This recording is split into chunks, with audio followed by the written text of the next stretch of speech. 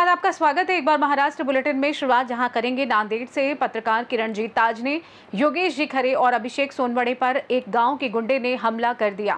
अगली खबर भी नांदेड़ से है, जहां मूसलाधार बारिश के कारण फसलों को भारी नुकसान पहुंचा है। और साथ ही बात होगी सतारा की, जहां महाबलेश्वर बस डिपो में कार्यरत 2 कर्मचारियों ने आत्महत्या करने की कोशिश की है। ऐसी तमाम खबरों पर करेंगे विस्तार से चर्चा। नासिक जिले के त्र्यंबकेश्वर के पत्रकार किरणजीत ताज ने योगेश जी खरे और अभिषेक सोनवणे पर एक गांव के गुंडे ने हमला KIA. Akhil Bharatiya digital media पत्रकार शाखा कंधार ने इस घटना की निंदा की और विरोध दर्ज कराते हुए तहसीलदार को एक ज्ञापन सौंपा। इस अवसर पर अखिल भारतीय डिजिटल मीडिया के पत्रकार उपस्थित थे।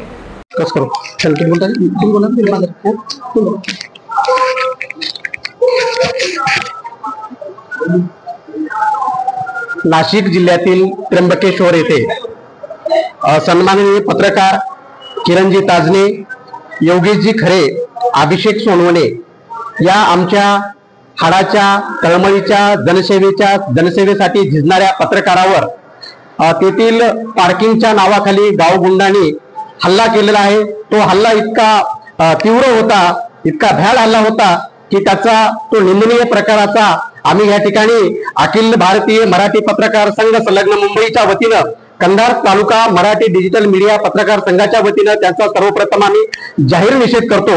आज आम्ही या ठिकाणी आमच्या जिल्हा व तालुक्याच्या कंधार तालुक्याच्या कार्यकारिणीसह माननीय उपविभागीय अधिकारी प्रभारी कंधार तथा तहसीलदार कंधार यांना निवेदन देऊन या निवेदनाच्या माध्यमातून आम्ही शासनाला विनंती केलेली आहे, मागणी केलेली आहे की महाराष्ट्रामध्ये या राज्य सरकारच्या काळामध्ये जनसामान्य असतील, शेतकरी असतील, असे अनेकावर या ठिकाणी भ्याड हल्ले होत आहेत, तर यामध्ये पत्रकार सुद्धा सुटत नाही आहेत। या नाशिक जिल्ह्यामध्ये जो पत्रकारावर हल्ला झाला, या हल्ल्याच्या संदर्भाने त्या पत्रकारांना योग्य ते संरक्षण देण्यात यावं व महाराष्ट्रामध्ये जे कोणी पत्रकार आहेत, जे संबंधित ठिकाणी जसे सैनिक सीमेवर लढतात आणि पत्रकार समाजामधल्या या शत्रूचा बंदोबस्त करण्यासाठी लढतात, या सर्व पत्रकारांना संरक्षण द्यावं। कायद्याप्रमाणे जो प्रचलित कायदा आज महाराष्ट्र शासनाकडे आहे त्याची प्रत्यक्ष या ठिकाणी राज्य शासनाने सर्व संबंधित पोलीस प्रमुखांना आदेश द्यावेत की त्या कायद्याची अंमलबजावणी करावी आणि आम्हा सर्व पत्रकारांना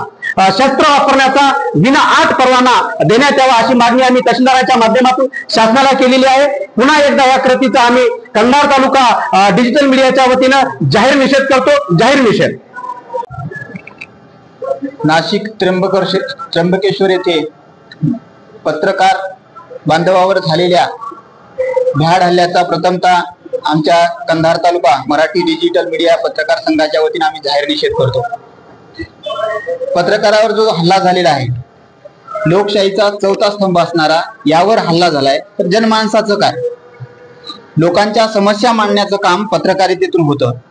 यावर जर हल्ला होत असेल तर आमची शासनाला विनंती आहे, जो महाराष्ट्र शासनाने पत्रकारांसाठी जो कायदा काढलाय तो तात्काळ अंमलात आणावा आणि आमच्या निवेदनाद्वारे वेदना मांडण्याचा प्रयत्न केलेला आहे शासनाकडे की आम्हाला आमच्या स्वतःच्या संरक्षणासाठी आम्हाला सशस्त्र आमच्याकडे परवाना द्यावा अशी आम्ही शासनाकडे विनंती केली आहे। एवढेच नाही तर जर असे हल्ले होत असतील तर लोकशाहीचा 4था स्तंभ कसा पुढे येणार यावर पुन्हा एकदा आम्ही आमच्या तालुक्याच्या संघटनेच्या वतीने जाहीर निषेध करतो। नांदेड़ से सी न्यूज़ संवाददाता दिगंबर तेलंगे की रिपोर्ट। हिम्मतनगर तहसील में जुलाई और अगस्त में हुई लगातार भारी बारिश के कारण किसानों की कई फसलें पानी में बह गईं। प्रभावित फसलों में सोयाबीन, कपास, तुवर और हल्दी शामिल है।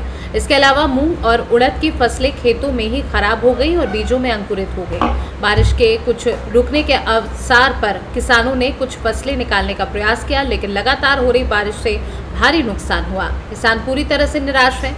इस स्थिति को देखते हुए हिम्मतनगर तहसील के किसानों ने तहसीलदार को निवेदन देकर सभी किसानों की कर्ज माफी की मांग की है। साथ ही उन्होंने सरकार द्वारा दी जाने वाली मदद राशि में वृद्धि कर प्रति हेक्टेयर 50,000 रुपए की मदद की मांग की है। ये निवेदन तहसील के नायब तहसीलदार पठाण के माध्यम से मुख्यमंत्री को भेजा गया है। श्री दत्त रामराव पवार, तालुका हिमायतनगर येथील एक शेतकरी आहे आणि माझी महाराष्ट्र सरकारला माननीय देवेंद्रजी फडणवीस साहेबांना विनंती आहे, कृषी मंत्री भरणे साहेबांना विनंती आहे की तुम्ही जे 8,500 रुपये जे शेतकऱ्यांना दिलेत हेक्टरी आणि ते 3 हेक्टरची मर्यादा होती ते 2 हेक्टर पर्यंत आणली। हे तुम्ही जे केलात हे शेतकऱ्यावर अन्यायकारक आहे आणि आमची मागणी आहे की तुम्ही सरसकट ओला दुष्काळ जाहीर करून शेतकऱ्यांना 50,000 रुपये हेक्टरी मदत देण्यात यावी, ही सर्व शेतकऱ्यांची मागणी आहे। जर शासनाने यावर कुठलंही पाऊल नाही उचललं तर सरकारनेही कुठलंही पाऊल नाही उचललं, या समोरचं आपलं पाऊल काय आहे? मी शेतकरी म्हणून एक सांगतो, हे तहसील कार्यालय आहे इथे समोर, सरकारने जर हे पाऊल नाही उचललं तर आमरण उपोषणासाठी बसेल आणि सरकारने जर गोळ्या घातल्या तर पहिली गोळी माझी असेल, मी ते छाती समोर करून ते गोळी खायला। आणि माझी फडणवीस साहेबांना विनंती आहे की शेतकऱ्यावर इंग्रज गेल्याच्या नंतर सुद्धा आज शेतकरी असा परेशान आहे की इंग्रजापेक्षा तुम्ही कमी नाही आहात, कारण आज जे शेतकरी संकटात असताना तुम्हाला शेतकऱ्यांना मतं भरभरून दिलीत। छत्रपती शिवाजी महाराजांचा आशीर्वाद घेऊन तुम्ही सत्तेत आलात आणि छत्रपती शिवाजी महाराजांच्या स्वराज्यामध्ये तुम्ही शेतकऱ्यांना वाऱ्यावर सोडलात, हे योग्य नाही आहे। तुम्ही एकीकडे छत्रपतींच्या महापुरुषांचे नाव घ्यायचे आणि या महापुरुषांच्या राष्ट्रामध्ये शेतकऱ्यांना वाऱ्यावर सोडून द्यायचं, हे योग्य नाहीये। आज घडीला पाहता ऑगस्ट महिन्यामध्ये सुद्धा पूर परिस्थिती झाली होती आणि परतीच्या पावसाने देखील आज घडीला सर्वत्र पाऊसच पाऊस आहे।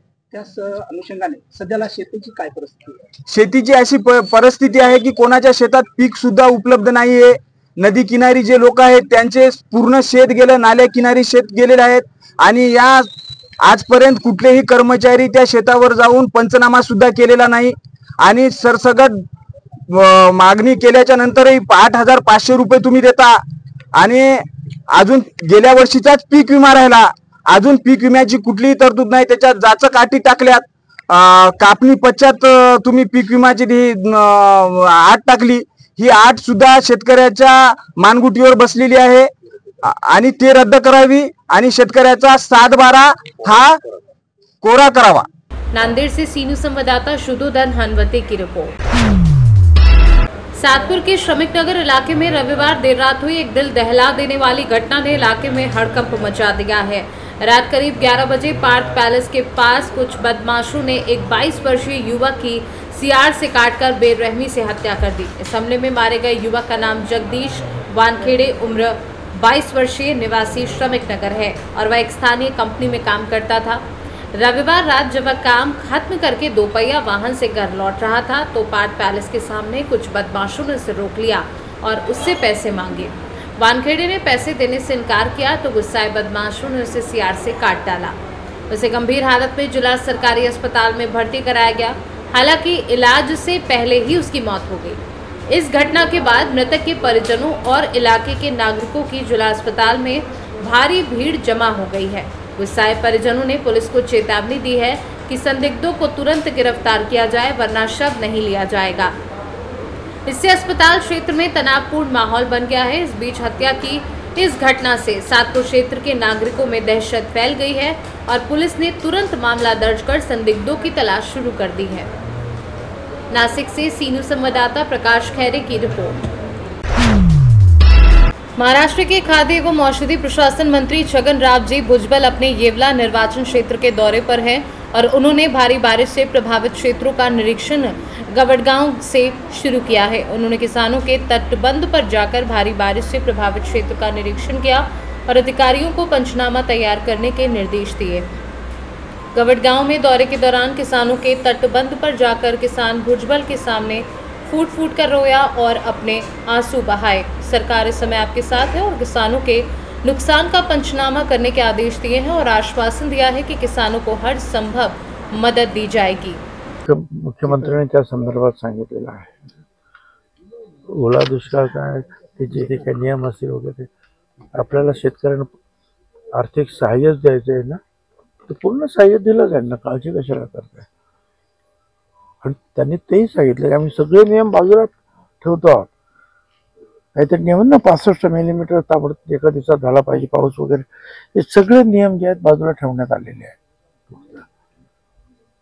त्यामुळे मला असं वाटतं की आणि शेवटी काय सगळे मंत्री जे आहेत ते आहेत ना बांधावर, आणि ते स्वतः मुख्यमंत्री आणि उपमुख्यमंत्री फिरतात ना काही ठिकाणी, तर होडीतून जावं लागतं त्यांना, आपण पाहिलेलं आहे। तर हे सगळं हे करताना आज पहिली जो प्राथमिकता जी आहे ही शेतकऱ्यांना उभं करण्यासाठी आहे आणि त्यासाठी सगळं काही केलं जाईल. आपण आपला या ठिकाणी मुख्यमंत्री 23 तारखेला तिथे सुद्धा ह्या गावांमध्ये येवल्यामध्ये काही ठिकाणी ढगफुटी झाली आणि त्या अतिवृष्टीमुळे जे आहे शेतकऱ्याचं प्रचंड नुकसान झालेलं आहे. त्याच्यामध्ये मका आहे, सोयाबीन आहे, कांदा आहे, द्राक्षाच्या बागा सुद्धा आहे.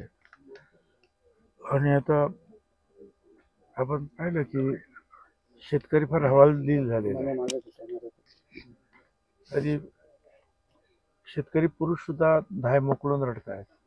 घरामध्ये काय परिस्थिती असेल त्याची आपल्याला कल्पना करता येत नाही. अरे शेतकरी सांगत होते मुलगी सारखी रडते, पुढे काय होईल, पुढे काय. आता असं आहे ना की ही आसमानी सुलतानी पडली आहे खरं ह्या महाराष्ट्रावर ठिकठिकाणी.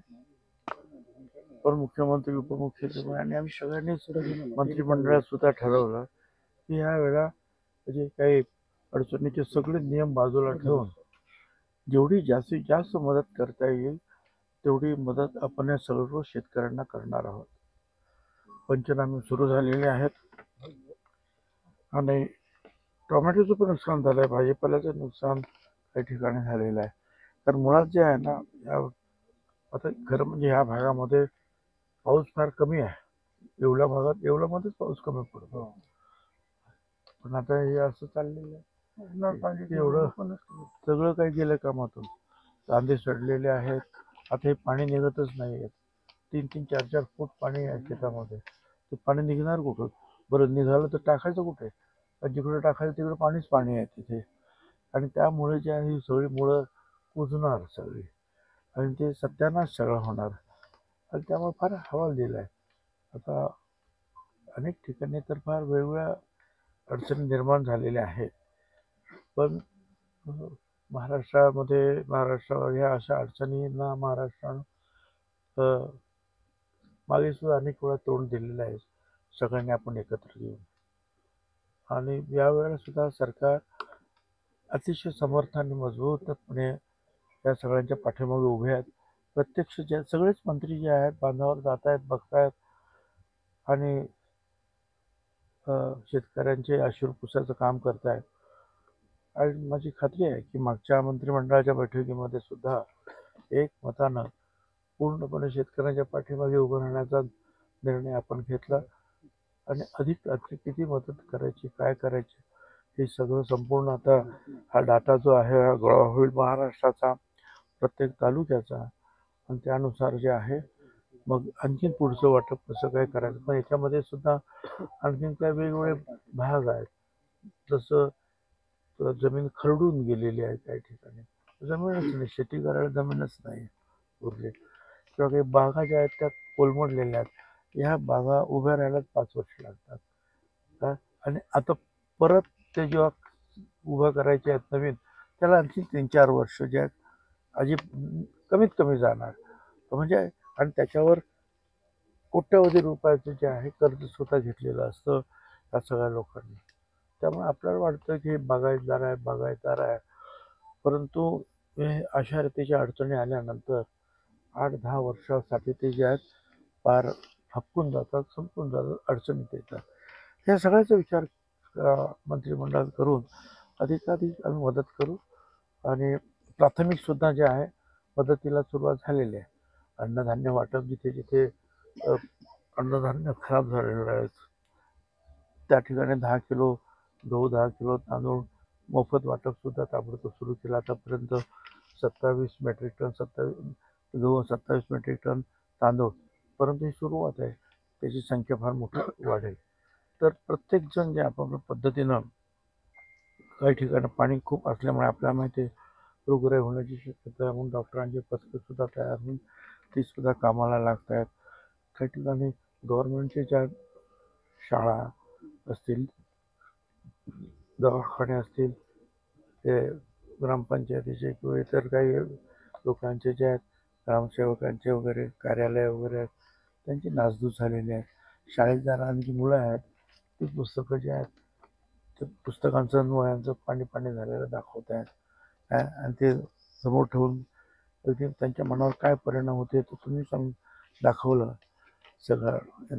तर ह्या सगळ्यांना मला सावरावं लागेल आणि सर्वकष विचार करून त्यावेळेला महाराष्ट्राच्या ह्या शेतकऱ्यांच्या पाठीमागे पूर्ण महाराष्ट्रानं उभं राहणं हे आवश्यक आहे असं मी समजतो. नासिक से सी न्यूज़ संवाददाता सुनील सोनवड़े की रिपोर्ट।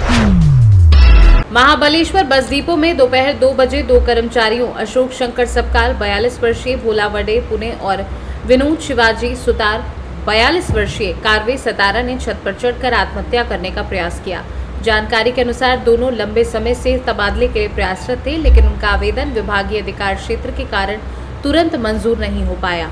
सहायक यातायात अधीक्षक प्राजक्ता सूर्यकांत मोहिते ने बताया कि कर्मचारियों ने 3 घंटे में आत्महत्या की धमकी दी थी।